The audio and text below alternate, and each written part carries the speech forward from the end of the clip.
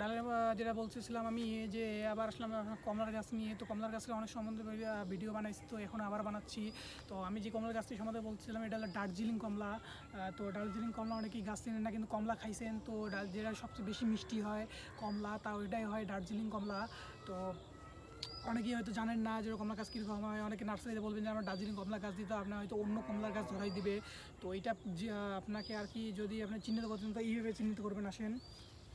আসো, দার্জিলিং কমলার পাতা এইরকম হয়, কুকুরানো থাকে আর কি। এই যে পাতাগুলো দেখেন একটু কুকুরানো থাকে, এই যে দেখা যায়।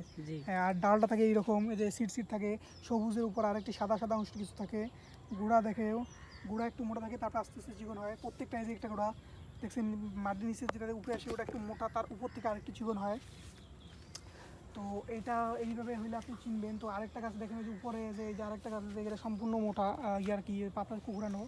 তো যেগুলো দেখবেন পাতা কুকুরানো, তারপরে হলো ওই যে এইরকম পাতা কি থাকে, তো পিছন দেখতে পাবেন। তো আর দেখবেন যে গোড়া যেটা একটু মোটা, তার উপর থেকে চিকন হয়, সেটাই হলো দার্জিলিং কমলার গাছ। তো এইভাবে চিহ্নিত করে আপনি নিতে পারবেন। তো ঠকবেন না আর কি।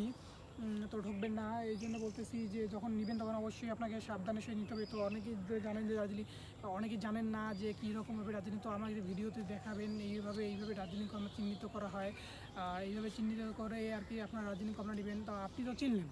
তো অনেকে আছে যে দার্জিলিং কমলা গাছ পালতে চায় কিন্তু কমলার গাছ চিনে না। তো যে কোনো নার্সারিতে গিয়ে বললো যে আমাকে দার্জিলিং কমলা দেবে, তারপরে আলাদা আর কি কমলার গাছ ঢুকাই দিল। তো আপনারা বাসায় যখন এত বছর এত কষ্ট করবেন, করার পর ফলটা যখন হবে তখন যদি খান, যদি তখন কেমন লাগে, বেশি মিষ্টি লাগে, তখন তো বলবেন যে এটা কী কমলা দার্জিলিং। তখন এইভাবে হয় যে মিষ্টি লাগে না। তো দার্জিলিং কমলা যে ওদের সবচেয়ে বেশি মিষ্টি হয়।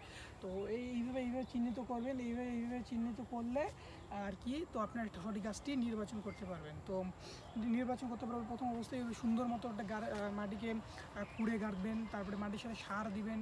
সার দেওয়ার পর যদি বড় হওয়ার পর গাছকে স্প্রে করবেন। স্প্রে কেন করবেন আমি তো বারবার বলি, যেন কোনো প্রকার আর কি পোকা না হয়, আপনার ফলটিকে যেন কোনো প্রকার পোকা না খায়, এবং ফলটি আপনি বড় হওয়ার পর আপনিই খেতে পারেন পোকা ছাড়া। এই জন্য অবশ্যই স্প্রে করবেন।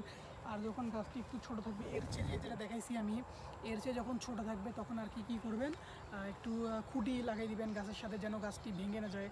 তো গোড়া চিকন, কিন্তু এটা গাছটি পড়ার সুবিধা নেই, এটা গাছটি পড়বে না নিচে, গোড়া যেহেতু মোটা আছে আর উপরটা কিন্তু চিকন। এই জন্য আপনাকে কী করতে হবে আর কি, খুঁটি দিয়ে বেঁধে দিতে হবে যেন গাছটি বেঁকে না যায় আর কি, বা একদম ডাল ভেঙে যায়। যদি এইটার মধ্য ডাল ভেঙে যায় তাহলে এই গাছটি কখনো বাঁচবে না। এটা তো আর আপনার সজনা গাছ নেই যে ডাল ভেঙে দিয়ে অন্যখানে গাললেন, বা ডাল ভেঙে দিয়ে ওখানে গিয়ে হবে, বা ডাল গিয়ে ভাঙলে ওটা হবে, কিন্তু এটা হবে না। তো এটা যদি মাছ বরাবর এই যে এটা যদি ভেঙে যায়, এই যে এইটা যদি হঠাৎ করে ভেঙে যায়, এটা তো মোটা হয়েছে এখন ভাঙবে না। তো এইটা যদি ভেঙে যায় তাহলে এই গাছটি মারা যাবে, কখনো হবে না। তো এত টাকা এটা কিন্তু অনেক দামি একটি গাছ, এইটা একটা চারা হলে 100 টাকা। তো অবশ্যই এইভাবে সাবধানে কাজ করবে।